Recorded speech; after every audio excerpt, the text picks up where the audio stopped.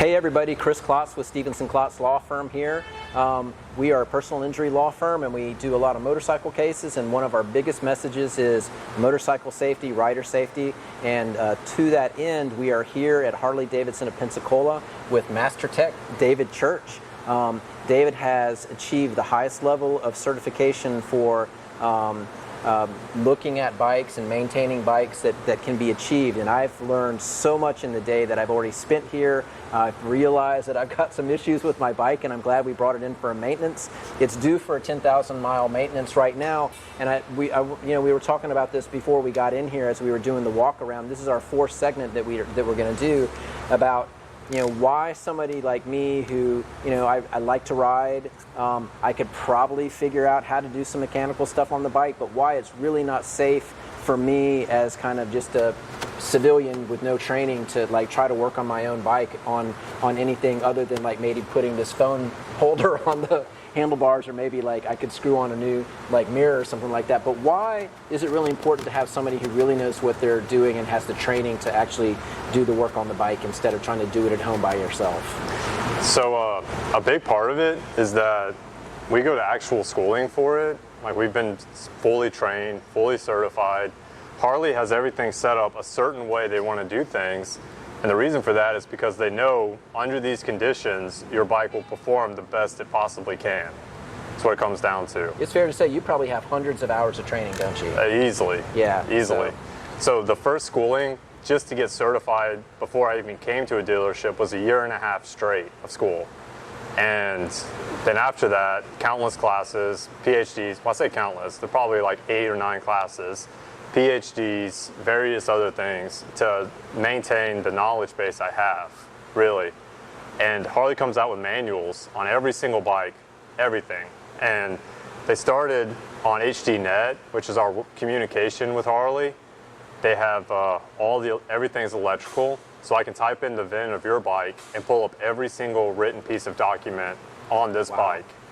So when it comes down to people, oh, my buddy can work on my bike in the backyard and he's got it, every single nut, bolt, screw, everything has a torque value, for example. And this year, this bolt could be torqued to 24 foot-pounds, and 2 years down the road, this exact same bike, that bolt could be torqued to 30 foot-pounds. Everything has its own torque, and it constantly changes. Gotcha. So almost every bike that touches my lift, I type in the VIN on the HD portal, Gotcha. Pull it up, HDNet, and I'm able to get any information I possibly need. So when it comes to electrical diags, for example, I have to have that information. And the manuals are big, right. So it's impossible for one person to know. On top of that, you want to come to a dealership because we have multiple brains that have all experienced something new or something different. And we try to share that with each other, really. So I've been at this dealership for 9 years, and the guy who works there has been here for 16 years, and the guy who works over there has been here for 18 years. So the amount of knowledge that we have combined, we can solve a lot of issues. Right. And also, I don't have half the tools at my house that you guys have. I mean, I've got some tools, but y'all have got some tools. So, yeah, absolutely. Yeah. So when it comes down to that, there's a lot of reasons you want to buy multiple tools, right? So if I have, let's say, this is my roll around. A lot of times I'll put one socket on, one ratchet, right? This ratchet is close to $200. Right. This socket's $60. Right. I'll put it on here, I check your axle, and I just leave it there. Now I go get a different one. Right. And I'll do something and I'll put it down. And then I'll get something else. Do something, put it down. And what happens is, if I did a front tire, for example, I have 3 or 4 ratchets out, then I know, hey, I didn't tighten that up because my ratchet's still there. It's ways to remember things like that. It's like insurance. You're paying an exorbitant amount of money to make sure nothing goes wrong. Yep. Right? If you buy all these tools, right? Or you can pay somebody and they have all the tools. That way you don't have to worry about them or yourself needing the extra tools, needing the extra work, and your insurance actually pays out. Yep. Makes complete sense to me. So we're going to just take a look at a few things on my bike. I'm gonna, we may not get to everything tonight. I'm gonna go ahead and leave it here for my 10,000 mile service. But what are some of the top things, just from a safety standpoint, that you initially want to cover when we're starting to take a look at it? And I already know what number one is going to be. Amy, can you get in on the corrosion over here on my master brake cylinder, or something that we caught, as we were walking around? Coming out. Yeah, see, the corrosion right here is indicative of Top 4 brake getting corroded from water, hydroscopic material. So now you have jelly in there. You can see all that. So really, we're testing it for the sake of showing you in a video, but we don't need to on so many levels. Well, so oh yeah. Top 4. Well, he bet his paycheck that it would have more than 4%, and it had more than 4%. So, but let me ask you this: so, just as a novice, this is one of the, I don't often get to see inside of this because I'm not taking it off myself. I noticed that it's low. Is it supposed to be the top, or is it supposed to be where it is? Is it the right level?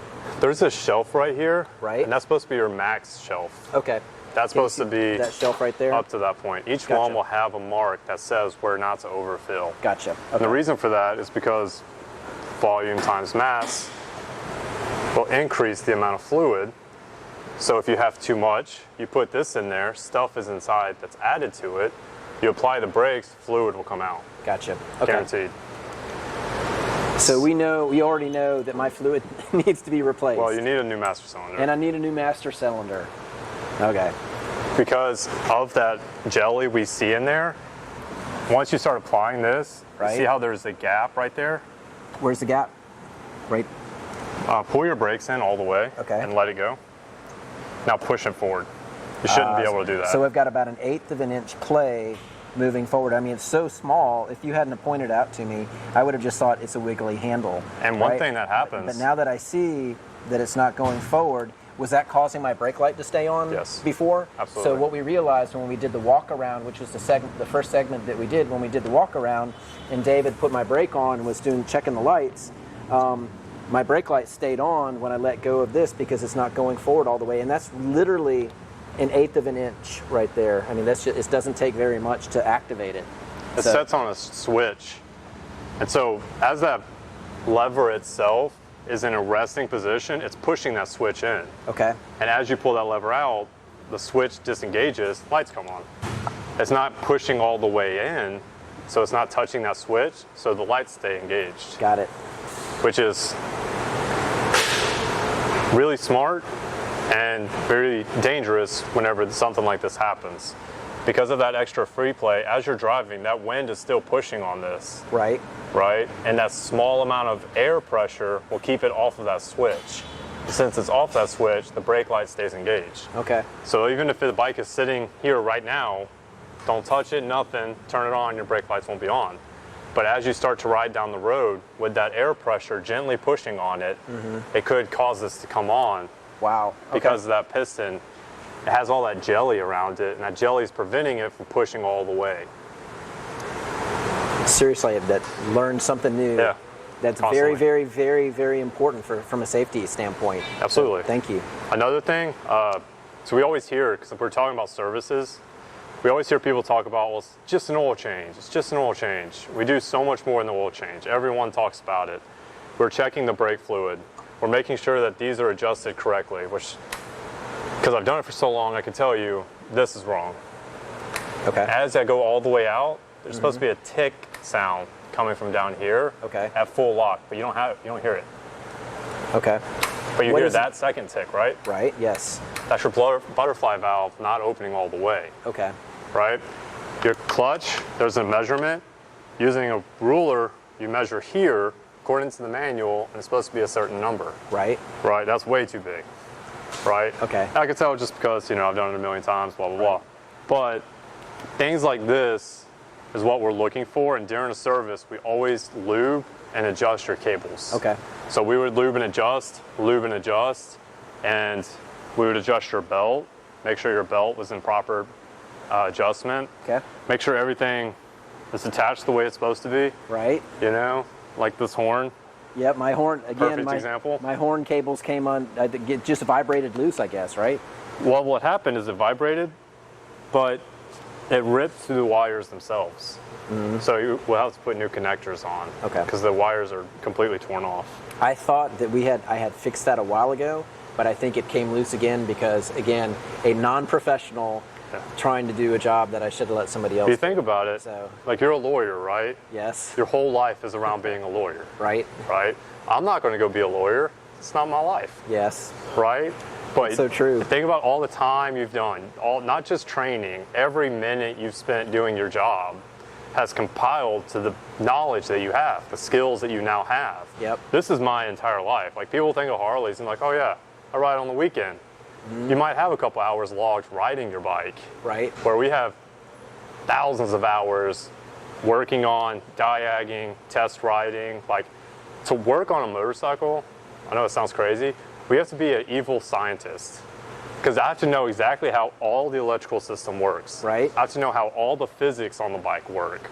I have to know how water can cause this to happen. So if you start diagging, you have to know if A is here, A is the problem, and C is the result, then I have to figure out what B is, right? So what we always talk about, especially in the training side of things, it's 70% memory, 30% problem solving. So you have to solve the problem, figure out how to get there, and then remember that one issue you saw 6 or 7 years ago. right. So you don't have to solve that problem again. That's so cool. It's wild. Yeah, But this is everything. This is how I feed my baby. This is how I live my Yeah. life. Like, it comes down to I have to be a professional and fully knowledgeable on every part of the motorcycle.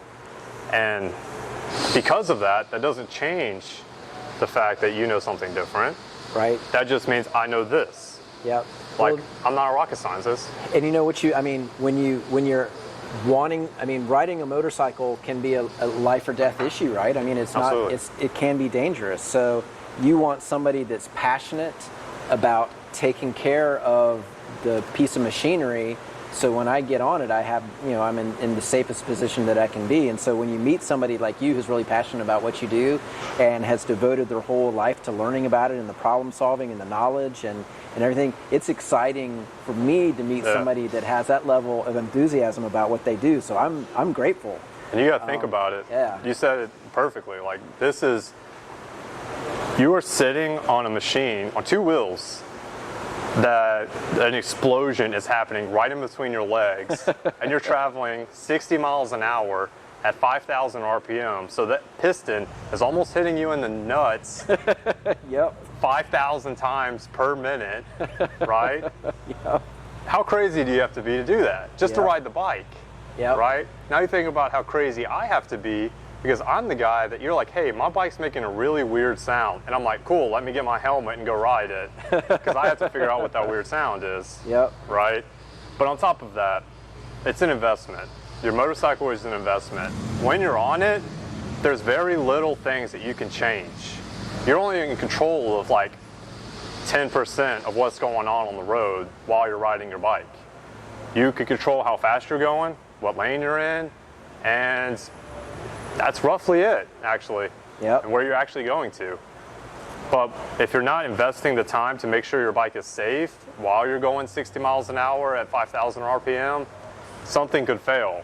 And that just comes down to preparation, Yep. right? How prepared were you beforehand? If you knew that your tire was slick and you had 0 tread, and your mechanic or technician told you, hey, you need a rear tire, and you said, nah, I don't.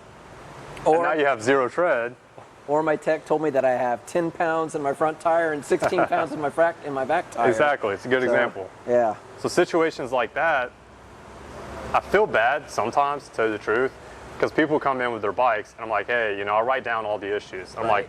like, you need a new master cylinder, $400. You need front and rear tires because they're cupping because you have low tire pressure. Right. Now you're talking about another $1,000 or whatever. Yep. You need this, you need that.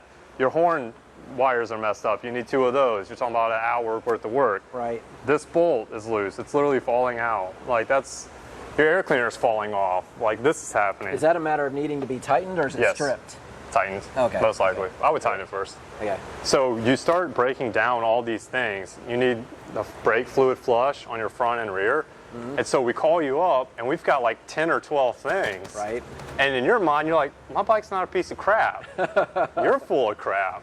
It's like you're telling me my girlfriend's got a problem. Exactly. It's like, golly, My man, girlfriend's not ugly, you know? She's beautiful. And it sucks on one hand because we know that you love your bike.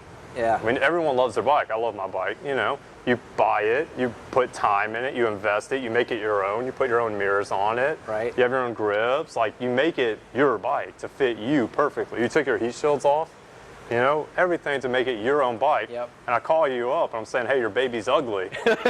I'm not your best friend. You know, you're like, you know what? Screw that guy. But if I don't tell you the issues you have, the safety related concerns, Right. and then something does go wrong, it's on me that you're now in a hospital. Yeah.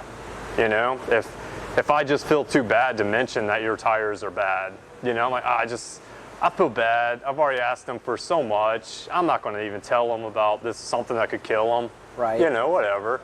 But that's why you go to an actual dealership, and we're not trying to pick on anybody. We're not trying to make it seem like your bike's in terrible shape, which it's not. It's really not. Like, we could fix all these issues, no problem. Right. Nothing here is beyond repair, right? That's the biggest thing. Right. And we try to tell you so that down the road, you can be like, well, I did the tires, I could afford it, I did them. I know for a fact my front brake master cylinder is bad, and my fluid in the rear is bad because I've never replaced it, and I've had the bike for 6 or 7 years or Right. whatever. So I know it's bad because I watched a video on YouTube.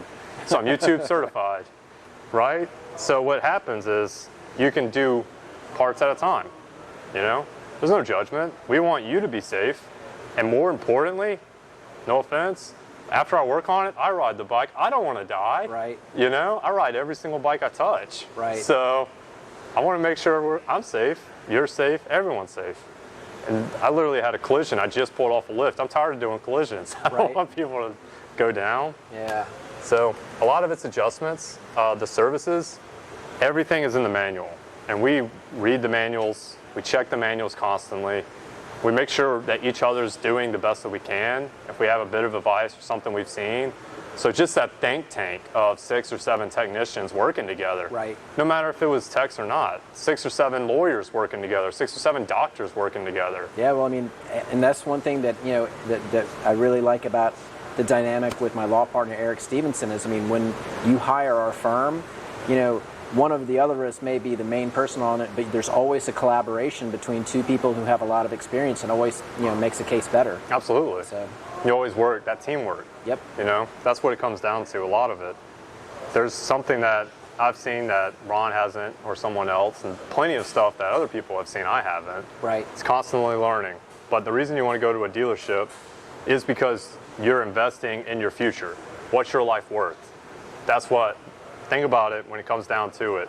I don't want to spend an extra $50 on a helmet. Is my life worth $50? Yeah. I don't want to spend $600 on new tires. Is my life worth $600? Like, once you start thinking of it that way, you're like, you Yep. know what? Maybe it is worth it because I do want to ride my bike. Yep. And then, I would just always recommend going to a trained technician, hands down. I know people that don't work in the dealership that have the training, they're very knowledgeable, but this information changes so fast, and being outside of a dealership, you can't keep up with it. Okay. It's hard for us to keep up with it as is. And then y'all have, I mean, there's your station over there. I know you've got direct access to the whole computer you Yeah. know, system through Harley at your fingertips right there. And on that's a top of that, we have tech services. So if I'm diagging your bike and I just cannot figure out what the issue is, I can call Harley up. And I'm like, hey, this is what's going on. And this is a general hub that people all over the world are calling, right? And they can all research and tell what's happening. It's like, oh, Okay. there's a guy in Wyoming that had the exact same issue. Check this. I'm like, there's no way. And then you check and you're like, I better call him back and tell him it works. Wow, cool. So there's things like that where we have access to so much more resources. We also have a computer called Tech Services. It's this big computer, but it's a laptop. We plug it into your bike and we can do black magic with that thing. I can tell any code that your bike has, historic or present, Okay. and I can check when the code was ever thrown, any mileage that code has been thrown. Cool. Through that testing system, I can turn your lights on. I can turn your windshield wipers on. I can do anything with that thing. It's amazing. That's crazy. And then we have what's called a test ride mode. So I plug the box into it, and while I'm on the bike test riding it, I have a button, like a little bomber button. Right. You click it, and it starts recording data as you're riding the motorcycle. And then I come back, plug it back in, and I can look at exactly how much voltage every single part of the bike was getting, receiving, or sending, how much resistance each thing had, everything. That's really amazing. And these are resources that you can only get in a dealership. Gotcha. So that's one of those things. Everyone's like, well, you're paying at the dealership, and it's like, you're paying for your life. Like, Yep. not trying to bash anybody. I hope it doesn't come across that way. No, it makes sense. I mean, I want to be as safe as I can, and that's our It's message. a safety thing. Yeah. And I'm actually a little bit embarrassed because I always think that I try to set an example of being as safe as I possibly can. A couple major things. I mean, my tire pressure is really low, and then my master cylinder is kaput. And so I'm glad that I happened to bring it in for my 10,000 mile service. Yeah. But I mean, those are things that I could have. The tire pressure, I should be checking that on my own more frequently than I do. But just simple things like that. So, And charging your battery. Yeah. We always, every time a bike hits my lift, I start charging it. Gotcha. It's not plugged in right now because I just pushed it up here. But having a dead battery, it doesn't seem safety related, but it very much is. Like you get to a hotel or somewhere, you go to a gas station, you're running out of gas, you end up in the wrong part of town or whatever. Now your bike's not starting, that's a safety related issue. Yep. Can't get back home, So we always have battery charging. That's one of the things you can do on your own. Buy a battery tender. Okay. Keep it plugged in. Because we use a trickle charge, so it charges till it's max and it stops charging. And then over a couple minutes, I don't know the exact time intervals, but it kicks back on, charges it back up, turns off. Kicks back on, charges up, instead of constantly throwing power at it. Gotcha. So charging your battery, checking your tire pressures, checking your lights, your electricals, doing that quick walk around where you're shaking everything. These are all little things everyone should be doing and anyone can do. Gotcha. You don't have to be mechanically inclined or technologically inclined. It's really straightforward. Well, very cool. Well, so I'm going to be leaving my bike here. I'd recommend it. And we'll get all the things done that we need to do. Maybe we'll do a wrap once we get everything done and just do one final segment. But this will probably wrap up right now unless there's anything else you want to cover on this last kind of service safety edition that we're doing right now on this segment. No, I think that's about it. Cool. I could go over the things we actually look at, but in reality, everything's in the manual. It tells you exactly what they expect on every single service interval. But if you are the kind of person that refuses to come into a dealership, that absolutely does not want to come in, I highly recommend you always come in for your 25, 30, and 50,000 mile services. Because 25 and 50 is neck bearings. So that's literally your ability to turn your front wheel. Okay. 30, we do coolant and spark plugs. We like to do spark plugs sooner. One more thing, I know a lot of people want to skip out on Harley products and they think that I'm just going to push Harley. There's a reason we push Harley, because we know it's the best. But when it comes down to it, the three things I highly recommend you always stick to Harley with would be spark plugs, because we've seen any diag that's not a Harley spark plug every time. That's always the issue. Okay. Spark plug wires, those are very important. Okay. Fluids, so Harley oils, Harley brake fluids, Harley coolant. Those are very important. Gotcha. Harley batteries, those are important. We've seen a million diags where it's a non-Harley battery. And Harley tires, because having a softer tire wears out faster and can cause other issues. Gotcha. Right? And a bad tire can cause the entire bike to wobble, and that gets pretty scary at any speed, really. Gotcha. And then everything else, like mirrors, whatever. There's a lot of things you don't have to do that's Harley. But those are the main points I always try to tell people. And I can't tell you how many people are like, well, what kind of oil can I get away with? I'm like, Harley oil. They're like, well, it's like $3 more expensive.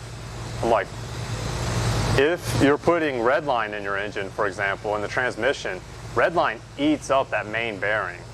And now all of a sudden we're pulling your transmission out to replace that main bearing because it's not designed for roller bearings, it's designed for taper bearings. Gotcha. So oil is like a good alcohol, right? So like certain oils are designed for certain things. Right. You know, you're going to take a shot if you want to get buzzed. Right. Yeah. So that would be like a roller bearing. You're taking a shot to get that quick fix, or you want to just sit back and drink a good scotch. Right. Right. That would be like what you deserve on your taper bearings. Each one isn't going to mix. If you want to sit back, read a book, you're not going to take a shot and then just sit down and read a book. Or sit out there with your buddies at the barbecue just pounding shots of tequila. Right. You know, no one would do that. That's just, well, on average. They could, but you don't want to put, the lesson is don't put rot gut Yeah, into your Harley. exactly. Or your motorcycle. Get Exactly. the right thing. There was one question I did want to ask Absolutely. you though. And we looked at it in the first segment when you looked at my brakes.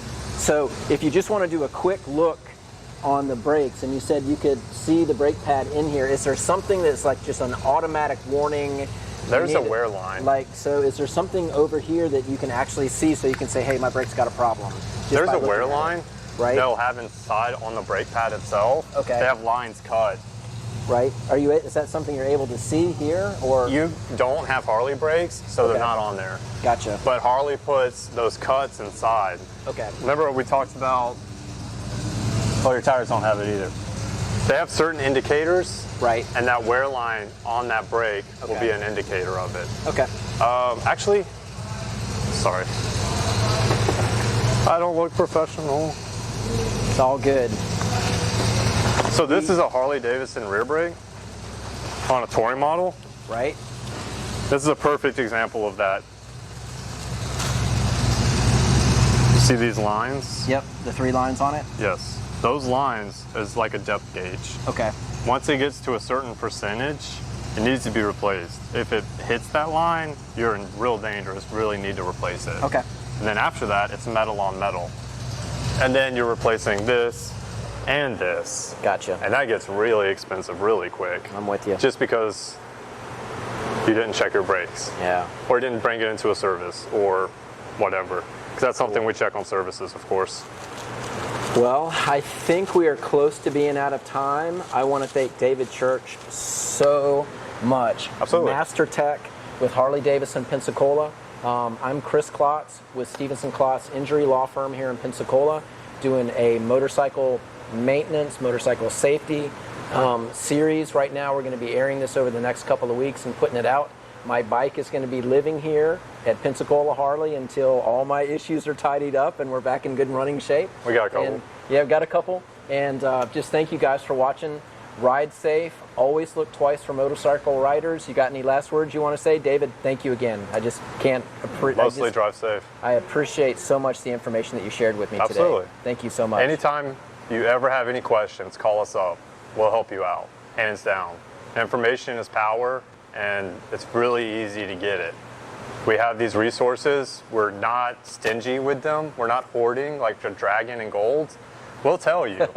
If you're like, hey, what's my tire supposed to be? I'll be like, oh, it's easily 36, 42, or whatever. I'll tell you. We're not trying to let anyone get hurt. Our goal is for everyone to be safe, everyone to ride the bike, everyone to have fun, and be part of the family. Harley-Davidson's always been a huge family, and that's what we are. So that's our goal. That's the way you guys have always treated us. So thank you guys again. Appreciate it. Absolutely. All right, you guys. See you out there later. We'll be back with some segments in the future after we air these over the next few weeks. Chris Klotz with Stevenson and Klotz Law Firm. Thank you guys for watching. And always look twice for motorcycles. Bye, you guys. See ya.